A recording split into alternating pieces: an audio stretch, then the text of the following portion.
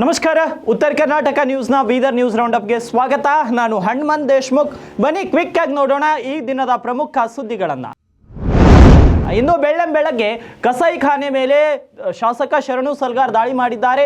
ಬಸವ ಕಲ್ಯಾಣದ ಮಹಬೂಬ್ ನಗರದಲ್ಲಿ ಅಕ್ರಮವಾಗಿ ಹಸು ಕೂಡಿಟ್ಟಿದ್ದ ಆರೋಪದ ಮೇರೆಗೆ ಕಸಾಯಿಖಾನೆಗೆ ಭೇಟಿ ನೀಡಿದ ಸಲ್ಗಾರ್ ಕಸಾಯಿಖಾನೆಯಲ್ಲಿ 40ಕ್ಕೂ ಹೆಚ್ಚು ಹಸುಗಳು ಮತ್ತು ಅವುಗಳ ಕೊಂಬುಗಳು ಪತ್ತೆಯಾಗಿದ್ದನ್ನು ಕಂಡು ಹಸು ಎತ್ತುಗಳ ಕೊಂಬು ಮಾಂಸ ಪತ್ತೆ ಮತ್ತು ದನದ ಮಾಂಸ ಕತ್ತರಿಸುತ್ತಿದ್ದವರ ವಿರುದ್ಧ ಕಿಡಿಕಾರಿದ್ದಾರೆ. ಬಸವ ಕಲ್ಯಾಣ ಸಿಪಿಐ ಪಿಎಸ್ಐ ಹಾಗೂ ಬಿಜೆಪಿ ಕಾರ್ಯಕರ್ತ ಮತ್ತು ಪಶು ವೈದ್ಯರ ಜೊತೆ ಭೇಟಿ ನೀಡಿ ಕಟುಕರ ವಿರುದ್ಧ ಸೂಕ್ತ ಕಾನೂನು ಕ್ರಮ ಕೈಗೊಳ್ಳಿ ಅಂತ ಪೊಲೀಸರಿಗೆ ಸೂಚನೆಯನ್ನ ನೀಡಿದ್ರು. ಮತ್ತು ಸಬ್ ಇನ್ಸ್ಪೆಕ್ಟರ್ ಅಂಬರೀಶ್ ಅವರು, ವೆಟರ್ನರಿ ಡಾಕ್ಟರ್ ಆನಂದ್ ಪಾಟೀಲ್ ಅವರ ನೇತೃತ್ವದೊಳಗೆ ಸುಮಾರು 40 ಗೋವುಗಳನ್ನ ರಕ್ಷಣೆ ಮಾಡತಕ್ಕಂತ ಕೆಲಸ ನಾವು ಈಗಾಗಲೇ ಮಾಡಿದ್ದೀವಿ. ಬಸವ ಕಲ್ಯಾಣದೊಳಗೆ ಯಾವ ಮೂಲದವನು ಇಂಥ ಕೆಲಸ ನಡೀತು ಅಂತ ನನಗೆ ಇನ್ಫಾರ್ಮ್ ಮಾಡ್ರಿ. ಸ್ವತಃ ನಾನೇ ಬರ್ತೀನಿ. ದಯಮಾಡಿ ಇದು ಒಂದು ಈ ಕೆಟ್ಟ ಕೆಲಸ ನಿಂದಿರ್ಬೇಕಂತ ಹೇಳಿ ಈಗಾಗಲೇ ನಾನು ಎಲ್ಲ ಮುಸ್ಲಿಂ ಸ್ನೇಹಿತರಿಗೆ ನಿನ್ನೆಯಿಂದ ನಾನು ವಿನಂತಿಯನ್ನು ಮಾಡಿದ್ದೇನೆ. ದಯಮಾಡಿ ಎಲ್ಲರೂ ಸಹಕಾರ ಕೊಡಬೇಕು. ಬಸವ ಕಲ್ಯಾಣ ನೆಲದೊಳಗೆ ಯಾವುದೇ ಕಾರಣಕ್ಕೂ ಗೋವಿನ ರಕ್ತ ನಾವು ಹರಿಲಕ್ ಬಿಡೋದಿಲ್ಲ. ಯಾವುದೇ ಕಾರಣಕ್ಕೂ ಬಿಡೋದಿಲ್ಲ. ಅದು ನೀವು ಮರಿಬೇಕು. ಅದು ಎಲ್ಲೇ ಇದ್ರೂ ಕೂಡ ನಾನು ಸ್ವತಃ ಬರ್ತೀನಿ. ಯಾರು ಹೆದರ್ತಕ್ಕಂಥ ಅವಶ್ಯಕತೆ ಇಲ್ಲ. ಈ ಕೆಲಸ ಯಾರ ನಮ್ಮಿಂದ ಆ ಲೀಡರ್ ಈ ಲೀಡರ್ ನಮ್ಮಿಂದ ಅವ್ರ ಅಂತ ತಿಳ್ಕೊಂಡ್ರಿ ಅಂದ್ರ ಅದು ನೀವು ತಲೆ ತೆಗೆದು ಹಾಕ್ರಿ. ನಾವು 100ಕ್ಕೆ 100 ಗೋಗಳಿಗೆ ರಕ್ಷಣೆ ಮಾಡತಕ್ಕಂತ ಕೆಲಸ ಬಸವ ಕಲ್ಯಾಣದೊಳಗ ನಾವು ಮಾಡ್ತೀವಿ. ಅದ್ರ ಹಾಲು ಕುಡಿದು ಬೆಳೆದಿದ್ವಿ. ನಾವು ಗೋ ಮಾತೆ ಅಂತ ಹೇಳಿ ಪೂಜೆ ಮಾಡ್ತೀವಿ. ನಾವು ಗೋವಿನ ಮೂತ್ರ ಕುಡಿದು ಅದರಿಂದ ಮುಖ ತಕೊಂಡು ಬೆಳೆದವ್ರು ನಾವು. ಅದು ನಮ್ಮ ಪಾಲಿಗೆ ದೇವರದ. ಅದು ಉಳಿದ ಆರ್ಸಿಬಿ ಸಂಭ್ರಮಾಚರಣೆಯಲ್ಲಿ 2 ಮಕ್ಕಳು ಸಾವಿಗೀಡಾದ ವಿಚಾರವಾಗಿ ಕರ್ನಾಟಕ ರಾಜ್ಯ ಮಕ್ಕಳ ಹಕ್ಕುಗಳ ರಕ್ಷಣಾ ಆಯೋಗದ ಸದಸ್ಯ ಶಶಿಧರ್ ಕೊಸಂಬೆ ಕಳವಳವನ್ನು ವ್ಯಕ್ತಪಡಿಸಿದ್ದಾರೆ. ಮಕ್ಕಳು ತಮ್ಮ ಜೀವನದಲ್ಲಿ ಏನೆಲ್ಲ ಸಾಧನೆ ಮಾಡಬಹುದಿತ್ತು, ಆ 7 ವಯಸ್ಸಿನ ಮಕ್ಕಳು ಈ ದುರ್ಘಟನೆಯಲ್ಲಿ ಸಾವಿಗೀಡಾಗಿದ್ದು ವಿಷಾದನೀಯ. ಇಂಥ ದೊಡ್ಡ ಕಾರ್ಯಕ್ರಮ ಆಯೋಜನೆ ಮಾಡುವಾಗ ಸುರಕ್ಷತಾ ಕ್ರಮ ಕೈಗೊಳ್ಳಬೇಕು. ಇದರಲ್ಲಿ ಸಂಬಂಧಪಟ್ಟವರು ಎಡವಿದ್ದಾರೆ. ಇದು ಎಲ್ಲರಿಗೂ ಗೊತ್ತಾಗಿದೆ. ಸರ್ಕಾರ ಈಗಾಗಲೇ ನ್ಯಾಯಾಧೀಶರ ನೇತೃತ್ವದಲ್ಲಿ ತನಿಖಾ ಸಮಿತಿಯನ್ನ ರಚನೆ ಮಾಡಿದೆ. ಈ ತರದ ದುರ್ಘಟನೆ ಸರ್ಕಾರ ಹಾಗೂ ಸಂಬಂಧಪಟ್ಟ ಇಲಾಖೆ ಅವಕಾಶ ಮಾಡಿಕೊಡಬಾರದು ಎಂದರು.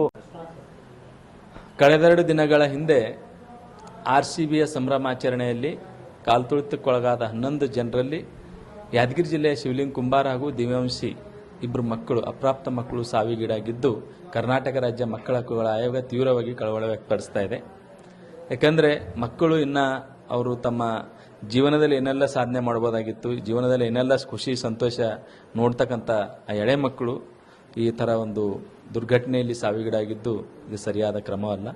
ಹೀಗಾಗಿ ಸಂಬಂಧಪಟ್ಟಂಥ ಆಯೋಜಕರು, ಸಂಘ ಸಂಸ್ಥೆಯವರು ಇಂಥ ದೊಡ್ಡ ಕಾರ್ಯಕ್ರಮಗಳ ಆಯೋಜನೆ ಮಾಡುವಂಥ ಒಂದು ವೇಳೆಯಲ್ಲಿ ಮೊದಲೇ ಮಕ್ಕಳಿಗಾಗಿ ಮತ್ತು ಮಹಿಳೆಯರಿಗಾಗಿ ವಿಶೇಷವಾದ ಪ್ರತ್ಯೇಕವಾದ ವ್ಯವಸ್ಥೆ ಮತ್ತು ಸುರಕ್ಷತಾ ಕ್ರಮ ಕೈಗೊಳ್ಳಬೇಕಾಗಿತ್ತು. ಅದರಲ್ಲಿ ಸಂಬಂಧಪಟ್ಟಂಥವರು ಎಡವಿದ್ದಾರೆ. ಅದು ಸ್ಪಷ್ಟವಾಗಿ ಅದು ಎಲ್ಲರಿಗೂ ಸಹಿತ ಗೊತ್ತಾಗಿದೆ. ಹೀಗಾಗಿ ಮುಂಬರ್ತಕ್ಕಂಥ ದಿನಗಳಲ್ಲಿ ಈಗಾಗಲೇ ಸರ್ಕಾರ ನ್ಯಾಯಾಧೀಶರ ಒಂದು ಅಧ್ಯಕ್ಷತೆಯಲ್ಲಿ ಒಂದು ತನಿಖಾ ಸಮಿತಿ ರಚನೆ ಮಾಡಿದೆ. FIR ಕೂಡ ಪ್ರಕರಣ ದಾಖಲಾಗಿದೆ. ಹೀಗಾಗಿ ಮುಂದಿನ ದಿನಮಾನದಲ್ಲಿ ಕನಿಷ್ಠ 5,000ಕ್ಕಿಂತ ಹೆಚ್ಚು ಸೇರ್ತಕ್ಕಂಥ ಜನಸಂಖ್ಯೆ ಉಳ್ಳಂಥ ಒಂದು ಕಾರ್ಯಕ್ರಮದಲ್ಲಿ ಪ್ರತ್ಯೇಕವಾದ ಮಕ್ಕಳಿಗಾಗಿ ಸುರಕ್ಷತಾ ಕ್ರಮಗಳನ್ನು ದೃಷ್ಟಿಯಲ್ಲಿ ಇಟ್ಕೊಂಡು SOP ಮಾಡುವ ಮೂಲಕ ಕಾರ್ಯಕ್ರಮಗಳ ಆಯೋಜನೆ ಮಾಡಬೇಕು. ಈ ಥರದ ದುರ್ಘಟನೆಗಳಿಗೆ ಸರ್ಕಾರ ಮತ್ತು ಸಂಬಂಧಪಟ್ಟ ದೇಶದಲ್ಲಿ ಇಸ್ಲಾಮಿಕ್ ಜಿಹಾದಿಗಳು ಗಂಟೆಗೂ ಕಾನೂನು ಉಲ್ಲಂಘನೆ ಮಾಡುತ್ತಿದ್ದಾರೆ ಅಂತ ಬಜರಂಗ ದಳದ ಉತ್ತರ ಕರ್ನಾಟಕ ಸಂಘಟನಾ ಕಾರ್ಯದರ್ಶಿ ಮಲ್ಲಿಕಾರ್ಜುನ್ ಡಾವಣಿ ಆರೋಪವನ್ನ ಮಾಡಿದ್ದಾರೆ. ಬೀದರ್ ನಗರದಲ್ಲಿ ಪತ್ರಿಕಾಗೋಷ್ಠಿಯನ್ನು ನಡೆಸಿ ಆಕ್ರೋಶ ವ್ಯಕ್ತಪಡಿಸಿದ ಅವರು, ನಾವು ಒಂದು ಮೈಕ್ ಹಚ್ಚಬೇಕಾದ್ರೂ ಇವರು ಅಂತ ಪರ್ಮಿಷನ್ ತಗೋಬೇಕಾಗುತ್ತೆ, ಮೈಕ್ ಬಂದ್ ಮಾಡಿ ಅಂತ ಸುಪ್ರೀಂ ಕೋರ್ಟ್ ಆದೇಶವಿದೆ. ಆದರೂ ದೇಶದಲ್ಲಿ ಕಾನೂನು ಉಲ್ಲಂಘನೆ ನಡೆದಿದೆ. ಸುಪ್ರೀಂ ಕೋರ್ಟ್ ಆದೇಶ ಮಾಡಿದೆ, ಆದರೆ ಪಾಲನೆ ಇಲ್ಲ. ಇಸ್ಲಾಂ ಮತ್ತು ರಾಜಕಾರಣಿಗಳು ಸೇರಿ ಹಿಂದೂ ಸಮಾಜದ ದಮನವನ್ನ ಮಾಡುತ್ತಿವೆ. ಇದನ್ನು ನಾವು ತೀವ್ರವಾಗಿ ಖಂಡಿಸುತ್ತೇವೆ ಅಂತ ಆಕ್ರೋಶ ವ್ಯಕ್ತಪಡಿಸಿದ್ರು. ಆದೇಶ ಮಾಡಿದೆ, ಆದರೆ ಈ ಆದೇಶವನ್ನ ಎಲ್ಲಿ ಶಾಜು ತಪ್ಪದೆ ಮಾಡದೆ ಪ್ರತಿದಿನ ಉಲ್ಲಂಘನೆ ಆಗುತ್ತೆ. ಪ್ರತಿದಿನ ಗಂಟೆವರೆಗೆ ಪ್ರತಿದಿನ ಉಲ್ಲಂಘನೆ ಆಗುತ್ತೆ. ಈ ದೇಶದಲ್ಲಿ ಜಿಹಾದಿಗಳ ಒಂದು ಕಥೆ ಹೇಳ್ತಾ ಇದ್ದೀನಿ, ನಿಮಗೆ ಕೇಳಿ. ಗಂಟೆಗೆ ಜಿಹಾದಿಗಳು, ಇಸ್ಲಾಮಿ ಜಿಹಾದಿಗಳು ಭಾರತ ದೇಶದ ಕಾನೂನನ್ನು ಉಲ್ಲಂಘನೆ ಮಾಡ್ತಾ ಇದ್ದಾರೆ. ಉದಾಹರಣೆ ಮೈಕ್ ಪರ್ಮಿಷನ್. ನಾವು ಯಾವುದೇ ಒಂದು ಮೈಕ್ ಪರ್ಮಿಷನ್ ಮಾಡಬೇಕಾದ್ರೆ ಪೊಲೀಸ್ ಇವರು ಪರ್ಮಿಷನ್ ಬೇಕಾಗುತ್ತೆ. ಸುಪ್ರೀಂ ಕೋರ್ಟ್ ಜಡ್ಜ್ಮೆಂಟ್ ಇದೆ, ಈ ಮೈಕ್ ಮಲಿನ ಆಗತಕ್ಕಂಥದ್ದು ಬಂದ್ ಮಾಡಿ ಅಂತಕ್ಕಂಥದ್ದು ಹೇಳಿ ಸುಪ್ರೀಂ ಕೋರ್ಟ್ ಆದೇಶ ಇದೆ. ಪ್ರತಿ ಗಂಟೆಯಲ್ಲಿ ಇವತ್ತು ನಮ್ಮ ದೇಶದಲ್ಲಿ ಇರ್ತಕ್ಕಂಥ ಇಸ್ಲಾಮಿಗಳು ಬಕ್ರೀದ್ ಹಬ್ಬದ ಹಿನ್ನೆಲೆ ಜಿಲ್ಲೆಯಲ್ಲಿ ಅಕ್ರಮವಾಗಿ ಗೋ ಹತ್ಯೆ ಮತ್ತು ಸಾಗಣೆಯನ್ನ ತಡೆಯಬೇಕು ಅಂತ ಔರಾದ್ಬಿ ಶಾಸಕ ಪ್ರಭು ಚವ್ಹಾಣ್ ಅವರು ಆಗ್ರಹಿಸಿದ್ದಾರೆ. ಈ ಕುರಿತು ಪತ್ರಿಕಾ ಪ್ರಕಟಣೆ ನೀಡಿರುವ ಅವರು, ಭಾರತದ ಸಂಸ್ಕೃತಿಯಲ್ಲಿ ಗೋಮಾತೆಯನ್ನ ಶ್ರದ್ಧಾ ಭಕ್ತಿಯಿಂದ ಪೂಜೆ ಸಲ್ಲಿಸುತ್ತಾರೆ. ಗೋಮಾತೆ ಅಮೃತ ನೀಡುವ ದೇವತೆ, ಗೋವಿನ ಹಾಲು ಅಮೃತಕ್ಕೆ ಸಮ ಅಂತ ಭಾವಿಸುತ್ತೇವೆ. ಸನಾತನ ಧರ್ಮದಲ್ಲಿ ಗೋಮಾತೆಯನ್ನ ದೇವರ ರೂಪದಲ್ಲಿ ಸಮಸ್ತ ಭಾರತೀಯರು ಕಾಣ್ತಾರೆ. ಹಾಗಾಗಿ ಗೋವುಗಳನ್ನು ಹತ್ಯೆ ಮಾಡುವುದು ಕೋಟ್ಯಾಂತರ ಹಿಂದೂಗಳ ಭಾವನೆಗಳಿಗೆ ಧಕ್ಕೆ ಆಗುತ್ತದೆ ಎಂದಿದ್ದಾರೆ.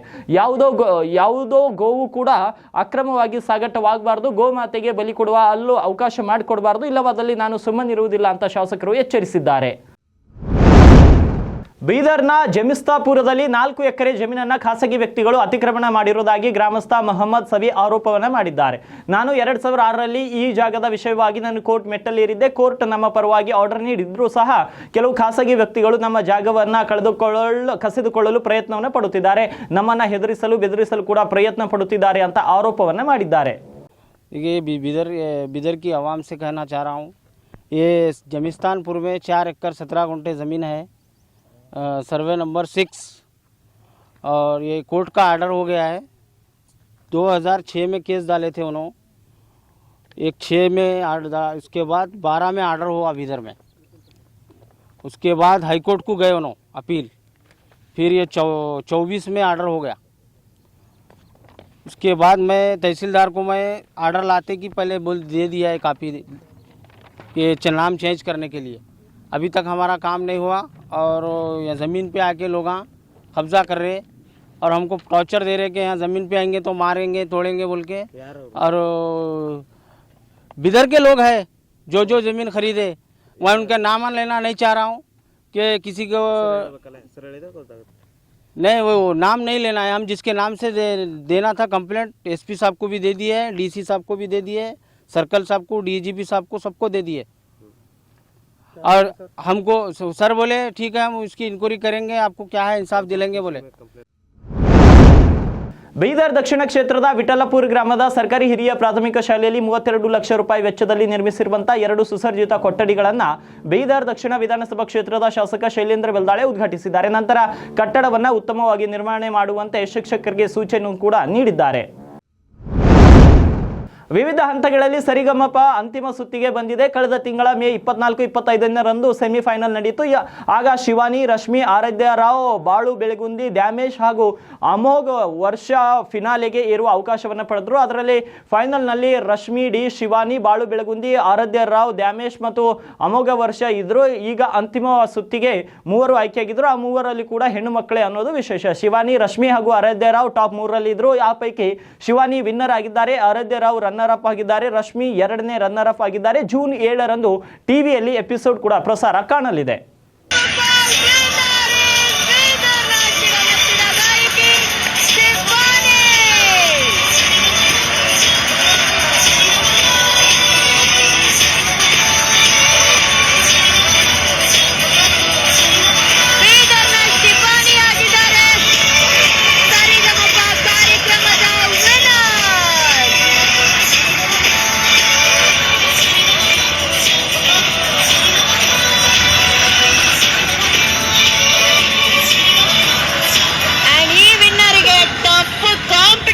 ಕೊಟ್ಟು ನಮ್ಮ ಹುಡುಗಿಯರಿದ್ದಾರೆ.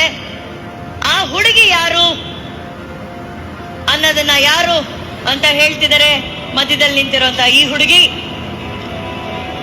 3, 2, 1 ನಾನೇ. ಬೀದರ್ ಜಿಲ್ಲಾ ಉದ್ಯೋಗ ವಿನಿಮಯ ಕಚೇರಿ ವತಿಯಿಂದ ಇದೇ ತಿಂಗಳ ಜೂನ್ 9ರಂದು ಬೆಳಗ್ಗೆ 10:30 3 ಗಂಟೆಯವರೆಗೆ ಬೀದರ್ ನಗರದಲ್ಲಿ ಉದ್ಯೋಗ ಮೇಳವನ್ನು ಹಮ್ಮಿಕೊಳ್ಳಲಾಗಿದೆ ಅಂತ ಕೈಗಾರಿಕಾ ತರಬೇತಿ ಮತ್ತು ಉದ್ಯೋಗ ಇಲಾಖೆಯ ಅಧಿಕಾರಿಗಳು ಪತ್ರಿಕಾ ಪ್ರಕಟಣೆಯಲ್ಲಿ ತಿಳಿಸಿದ್ದಾರೆ. ಬೀದರ್ನ ವಿದ್ಯಾನಗರದಲ್ಲಿ ಬ್ರೇಡ್ ಲೈಫ್ ತರಬೇತಿ ಸಂಸ್ಥೆಯಲ್ಲಿ ಉದ್ಯೋಗ ಮೇಳ ಆಯೋಜಿಸಲಾಗಿದೆ. ಉದ್ಯೋಗ ಮೇಳದಲ್ಲಿ ಖಾಸಗಿ ಕಂಪನಿಗಳು ಭಾಗವಹಿಸುತ್ತಿದ್ದು ಗ್ರಾಮೀಣ ಅಭ್ಯರ್ಥಿಗಳಿಗೆ ವಿಶೇಷ ಆದ್ಯತೆ ನೀಡಲಾಗುವುದು ಅಂತ ಅವರು ಮಾಹಿತಿಯನ್ನು ನೀಡಿದ್ದಾರೆ. ಪ್ರಾದೇಶಿಕ ಅಸಮತೋಲನ ನಿವಾರಣೆ ಉದ್ದೇಶದಿಂದ ಬೀದರ್ನಲ್ಲಿ ಸ್ಥಾಪಿತಗೊಂಡಿರುವ ಕರ್ನಾಟಕ ಪಶು ವೈದ್ಯಕೀಯ, ಪಶು ಹಾಗೂ ಮೀನುಗಾರಿಕೆ ವಿಜ್ಞಾನಗಳ ವಿಶ್ವವಿದ್ಯಾಲಯವನ್ನು ರಾಜ್ಯದ ಇತರೆ ವಿಶ್ವವಿದ್ಯಾಲಯಗಳೊಂದಿಗೆ ವಿಲೀನಗೊಳಿಸಲು ರಾಜ್ಯ ಸರ್ಕಾರ ಮುಂದಾಗಿದೆ. ರಾಯಚೂರಿನ ಕೃಷಿ ವಿವಿ ಮತ್ತು ಬಾಗಲಕೋಟೆಯ ತೋಟಗಾರಿಕೆ ವಿವಿಯೊಂದಿಗೆ ಪಶು ವಿವಿಯನ್ನು ವಿಲೀನಗೊಳಿಸಲು ಉದ್ದೇಶಿಸಲಾಗಿದೆ. ವಿಲೀನ ಪ್ರಕ್ರಿಯೆಗಾಗಿ ರಾಜ್ಯ ಸರ್ಕಾರವು ಟಿ.ಎಂ. ವಿಜಯ್ ಭಾಸ್ಕರ್ ಅಧ್ಯಕ್ಷತೆಯ 5 ಕೃಷಿ, ತೋಟಗಾರಿಕೆ ಮತ್ತು ಪಶು ವೈದ್ಯಕೀಯ ವಿಶ್ವವಿದ್ಯಾಲಯದ ಪುನರ್ ಸಂಘಟನೆ ಉನ್ನತ ಅಧಿಕಾರಿಗಳ ಸಮಿತಿ ರಚಿಸಿದೆ ಎಂಬ ಮಾಹಿತಿ ಮೂಲಗಳಿಂದ ಲಭ್ಯವಾಗಿದೆ. ಬೀದರ್ ಜಿಲ್ಲೆಯಲ್ಲಿ ಇಂದು ಮತ್ತು ನಾಳೆ ಬಕ್ರೀದ್ ಆಚರಿಸಲಾಗುತ್ತಿದ್ದು, ಈ ಹಿನ್ನೆಲೆ ಬೀದರ್ ದಕ್ಷಿಣ ವಿಧಾನಸಭಾ ಕ್ಷೇತ್ರದ ಶಾಸಕ ಶೈಲೇಂದ್ರ ಬೆಲ್ದಾಳೆ ಸಾಮಾಜಿಕ ಜಾಲತಾಣಗಳಲ್ಲಿ ವಿಡಿಯೋ ಹಂಚಿಕೊಂಡಿದ್ದು, ಬಕ್ರೀದ್ ಸಂದರ್ಭದಲ್ಲಿ ಅಕ್ರಮವಾಗಿ ಗೋ ಹತ್ಯೆ ಮಾಡುವ ಅನಾಗರಿಕ ಅಮಾನವೀಯ ಪ್ರವೃತ್ತಿ ನಿಲ್ಲಬೇಕು. ಯಾವುದೇ ಕಾರಣಕ್ಕೂ ಅಕ್ರಮವಾಗಿ ಗೋ ಹತ್ಯೆ ಮತ್ತು ಗೋವುಗಳ ಸಾಗಣೆ ಮಾಡಕೂಡದು. ಜಿಲ್ಲಾಡಳಿತ, ಜಿಲ್ಲಾ ಪೊಲೀಸ್ ಇಲಾಖೆ ಗೋ ಹತ್ಯೆ ನಿಷೇಧ ಕಾಯ್ದೆಯನ್ನು ಕಟ್ಟುನಿಟ್ಟಾಗಿ ಯಾವುದೇ ಮುಲಾಜಿಲ್ಲದೆ ಜಾರಿ ಮಾಡಬೇಕು. ಯಾವುದೇ ಗ್ರಾಮವಾಗಲಿ ಗೋ ಹತ್ಯೆ ಮತ್ತು ಗೋವುಗಳ ಸಾಗಾಟ ಕಂಡು ಬಂದಲ್ಲಿ ಪೊಲೀಸ್ ಅಧಿಕಾರಿಗಳಿಗೆ ಅಥವಾ ನಮ್ಮನ್ನ ಸಂಪರ್ಕಿಸಿ ಅಂತ ವಿಡಿಯೋ ಸಂದೇಶವನ್ನು ನೀಡಿದ್ದಾರೆ. ಮೇರಿಗೆಲ್ಲ ನನ್ನ ನಮಸ್ಕಾರಗಳು. ಇಂದು ಹಾಗೂ ನಾಳೆ ನಡೆಯಲಿರುವ ಬಕ್ರೀದ್ ಸಂದರ್ಭದಲ್ಲಿ ಜಿಲ್ಲೆಯಲ್ಲಿ ಗೋವುಗಳ ಅಕ್ರಮ ಸಾಗಾಣಿಕೆ ಮತ್ತು ಗೋ ಹತ್ಯೆ ನಡೆದಿರುವ ಬಹಳ ನಡೀತಾ ಇದೆ. ಇದು ವಿಷಾದನೀಯ. ಇದನ್ನು ಜಿಲ್ಲಾಡಳಿತ ಹಾಗೂ ಜಿಲ್ಲಾ ಪೊಲೀಸ್ ಅಧಿಕಾರಿಗಳು ಇದನ್ನು ತಡೆಯಬೇಕು. ಏಕೆಂದರೆ ರಾಜ್ಯದಲ್ಲಿ ಗೋಹತ್ಯೆ ನಿಷೇಧ ಕಾಯ್ದೆ 2020 ಜಾರಿಯಲ್ಲಿದೆ. ಅದಕ್ಕೆ ಯಾವುದೂ ಅಕ್ರಮವಾಗಿ ಸಾಗಾಟ ಕೂಡ ಮಾಡಬಾರ್ದು ಮತ್ತು ಗೋಹತ್ಯೆ ಕೂಡ ಮಾಡಬಾರ್ದು. ಏಕೆಂದರೆ ಗೋವು ನಮ್ಮ ಸಂಸ್ಕೃತಿಯಲ್ಲಿ, ಸನಾತನದಲ್ಲಿ, ನಮ್ಮ ದೇಶದಲ್ಲಿ ಗೋವನ್ನು ನಾವೆಲ್ಲರೂ ಪೂಜಿಸ್ತೀವಿ. ಇದು ನಿಷೇಧ ಜಾರಿ ಇದ್ದ ಕಾರಣ ಯಾರೂ ಕೂಡ ಇಂಥ ಚಟುವಟಿಕೆಗಳು ಭಾಗಿಯಾಗಬಾರ್ದು ಮತ್ತು ಇದು ಪಾಪದ ಕೆಲಸ ಮಾಡಬಾರ್ದು. ಮತ್ತು ಎಲ್ಲೆಲ್ಲಿ ನಮ್ಮ ವಿಶ್ವ ಹಿಂದೂ ಪರಿಷತ್ತು, ಬಜರಂಗ ದಳ, ಹಿಂದೂ ಪರ ಸಂಘಟನೆ, ನಮ್ಮ ಭಾಜಪ ಕಾರ್ಯಕರ್ತರು ಎಲ್ಲಿಂದ ಅನಾಹುತ ಆಗ್ತಾವೆ ಅಲ್ಲಿ ಹೋಗಿ ತಡೆಯುವಂಥ ಪ್ರಯತ್ನ ಮಾಡ್ತಾರೆ. ಆವಾಗ ಏನಾದರೂ ಅನಾಹುತ ಆದರೆ ಇದಕ್ಕೆ ಜಿಲ್ಲಾಡಳಿತ ಹಾಗೂ ಇವಾಗಿದುವು ಬೀದರ್ ಜಿಲ್ಲೆ ಇಂದಿನ ಪ್ರಮುಖ ಸುದ್ದಿಗಳು. ಮತ್ತೆ ನಾಳೆ ಭೇಟಿಯಾಗ್ತೀನಿ ಬೀದರ್ ನ್ಯೂಸ್ ರೌಂಡ್ ಅಪ್ನಲ್ಲಿ.